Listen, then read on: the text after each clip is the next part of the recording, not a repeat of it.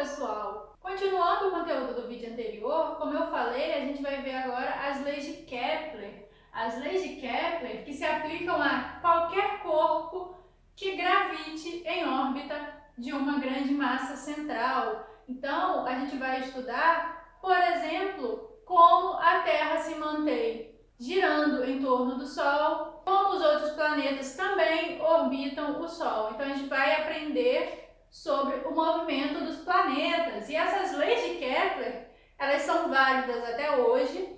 Ele chegou a essas três leis a partir de observações do céu, observações de seu professor, né? Ele trabalhou com o Tycho Brahe, que tinha observações muito boas e anotou todos esses dados. Com sua morte, o Kepler herdou essas observações e a partir disso ele construiu, então, e dos trabalhos também que ele desenvolvia com o Tycho Brahe, ele desenvolveu essas três leis do movimento.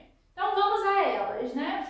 A primeira lei é a lei das órbitas. Então, a grande sacada do Kepler foi o seguinte: antes, todos os modelos que tentavam descrever o movimento de corpos celestes, eles tratavam as órbitas como circulares. O Aristóteles falava muito sobre esferas perfeitas. Então, todos os modelos, tanto o geocêntrico como o heliocêntrico, ele admitia que a órbita devia ser circular. Só que quando se observava o céu, isso não estava correto. Com as observações do Tycho Brahe, o Kepler ele encontrou vários problemas com a órbita de Marte. Observando Marte durante um longo período de tempo, admitindo que as órbitas eram circulares, né, tinham um formato de círculo, não correspondia com as observações que ele fazia. Então ele fazia previsões de posição de Marte, quando ele observava no céu, Marte não estava lá.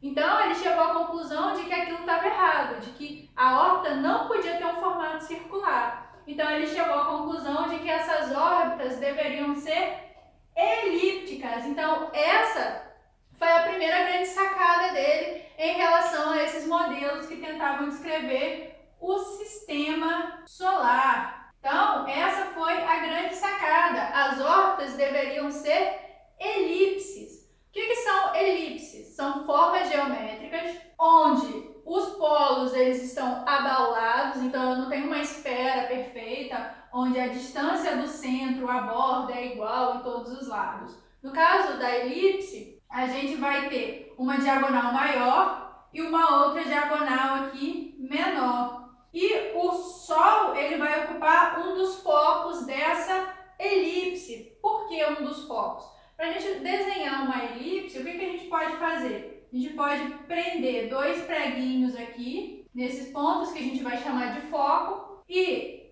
colocar um elástico preso aqui, e aí a gente consegue desenhar uma elipse. É como a gente faz para desenhar um círculo, né? A gente coloca um ponto no centro fixo, um elástico e gira ao redor, desenha um círculo. No caso da elipse, a gente precisa prender dois preguinhos, então a gente não vai ter um centro, a gente vai ter dois pontos centrais que a gente vai chamar de foco. Então o Sol ele vai ocupar um desses focos, o planeta ao girar aqui em volta do Sol, ele vai ter momentos onde ele vai estar mais próximo do Sol, momentos onde ele vai estar mais afastado.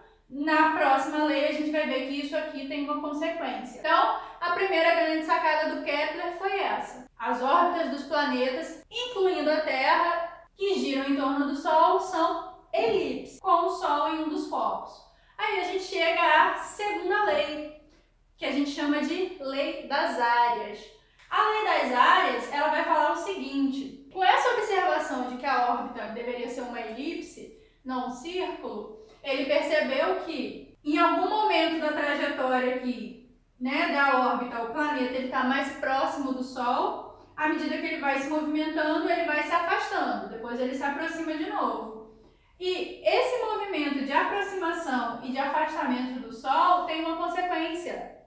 A velocidade com que o planeta gira em torno do Sol não é constante, ela vai variar. Por quê? Ele observou então que o planeta ele vai ter momentos que ele vai estar mais afastado do Sol, momentos que ele vai estar mais próximo. Essa posição mais afastada do Sol tem um nome especial, é o afélio. E quando o planeta está mais próximo do Sol, essa posição é chamada de periélio. Então, a primeira coisa que a gente observa nessa lei das áreas é que quando o planeta está mais próximo do Sol, ele está numa posição que a gente chama de periélio, mais perto do Sol. Quando ele está mais afastado, ele está no afélio. E as velocidades vão ser diferentes. Então, como essas velocidades vão ser diferentes, ele percebeu o seguinte: o planeta ele vai descrever áreas iguais em intervalos de tempos iguais.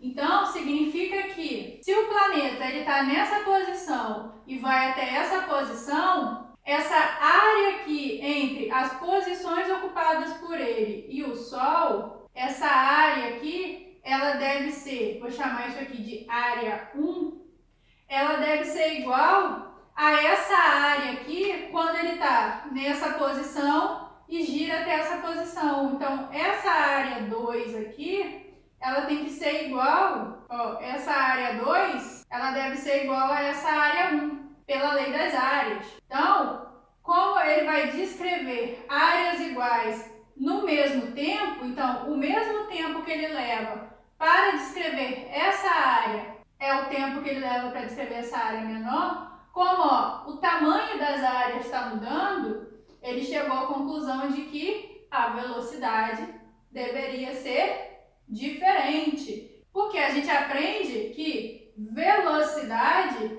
é ΔS sobre ΔT, distância sobre tempo.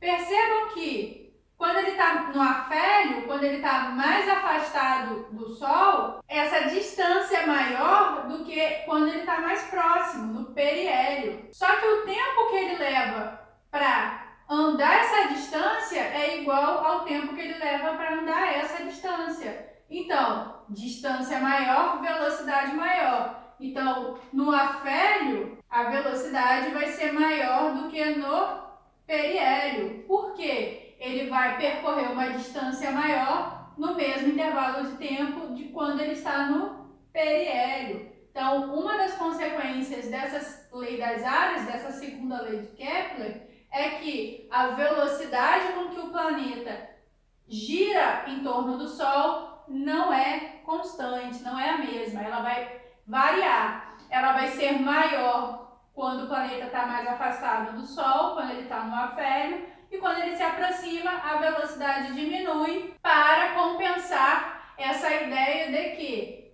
ele vai descrever áreas iguais no mesmo intervalo de tempo. E para encerrar, vamos ver a última lei de Kepler, a terceira lei, a lei dos períodos.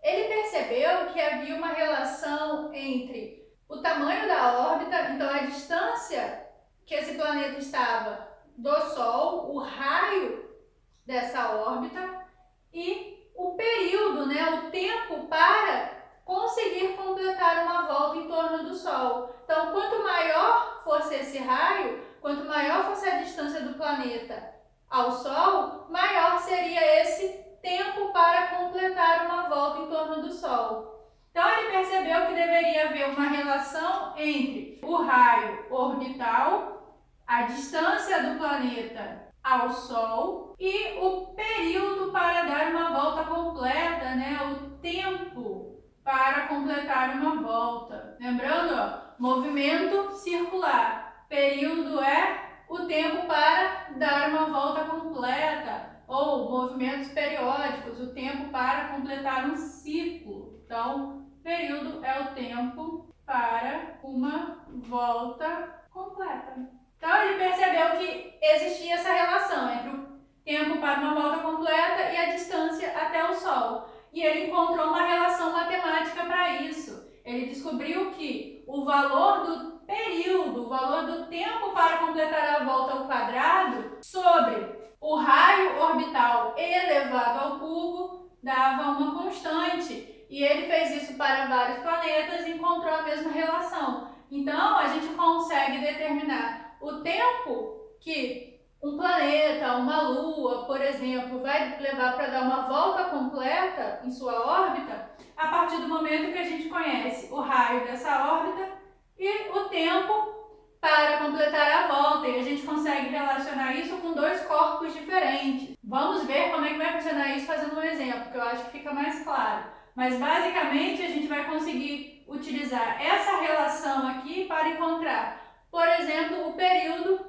que um corpo leva para dar uma volta em torno de outro quando a gente conhece as informações de um segundo corpo. Vamos ver um exemplo então sobre as luas de Galileu. Vamos lembrar lá que o Galileu, utilizando uma luneta, ele observou que Júpiter tinha 4 luas. E como ele foi o primeiro a fazer uma observação utilizando um instrumento e não fazendo a olho nu essa observação, ele conseguiu enxergar essas luas e ele percebeu que, além da Terra, que tinha luas girando ao seu redor, outros planetas também tinham corpos girando ao seu redor. Essas luas ficaram conhecidas como luas de Galileu ou luas galileanas.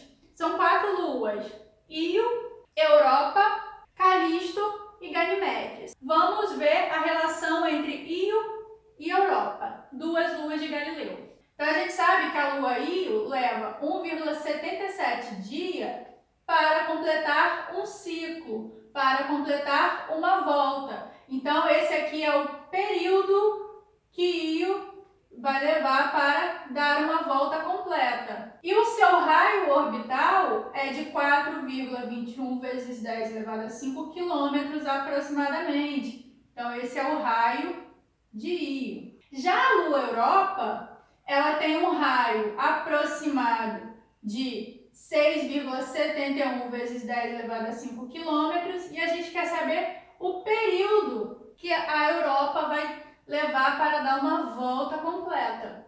Então vamos calcular o período dessa lua de Galileu, utilizando a terceira lei de Kepler, utilizando essa relação entre período e raio orbital. Então, ó, conhecemos as informações de Io, período de Io ao quadrado, dividido pelo raio de Io ao cubo, vai ser igual ao período de Europa ao quadrado, dividido pelo raio de Europa ao cubo. Vamos substituir os valores e encontrar o resultado. O período, o tempo que Io leva para dar uma volta completa, 1,77 dias ao quadrado, período ao quadrado. O raio da lua Io, 4,21 vezes 10 elevado a 5, esse valor ao cubo, igual o período da lua Europa, é o que a gente quer descobrir, ao quadrado, sobre o raio dela. O raio a gente conhece, 6,71 vezes 10 elevado a 5 quilômetros. Isso aqui é elevado ao cubo. Vamos começar a fazer essas contas. Cuidado, temos valores ao quadrado e valores ao cubo. Cuidado na hora de resolver essa conta. 1,77 ao quadrado é igual a 3,1329. Agora vamos fazer esse valor ao cubo. 4,21 ao cubo vai dar 74,62 vezes base 10. Quando eu tenho uma potência elevada a outra, a gente soma. 5 mais 3, 8, igual período de Europa ao quadrado sobre, vamos de novo aqui, elevar ao cubo. 6,71 ao cubo vai dar 302,11 vezes base 10, soma as potências, 8. Vamos resolver isso aqui agora.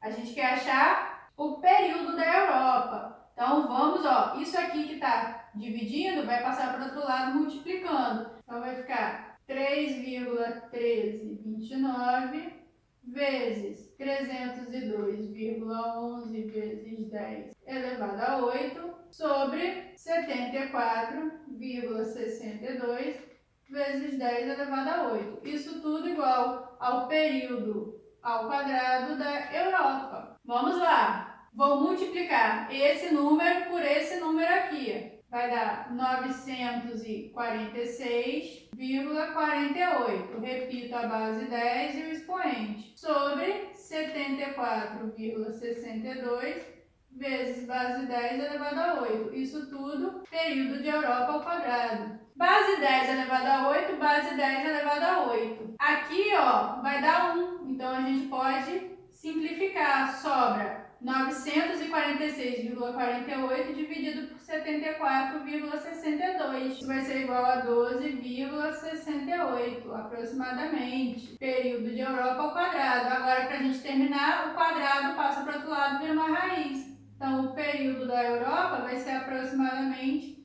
raiz quadrada de 12,68, que vai dar aproximadamente 3,56 dias. Por quê? Eu estou falando de medida de tempo. Ó, período para uma volta completa, tempo para uma volta completa. A informação da Lua Io está em dias, então o resultado que a gente encontrou está na unidade de dias também. Então, enquanto a Lua Io, que tem um raio menor do que a Lua Europa, leva 1,77 dias para dar uma volta completa, a Europa, que tem um raio bem maior, vai levar 3,56 dias para completar uma volta em torno de Júpiter. Sempre que vocês precisarem calcular o tempo para um corpo dar uma volta completa em sua órbita, vocês podem recorrer à terceira lei de Kepler, a lei dos períodos.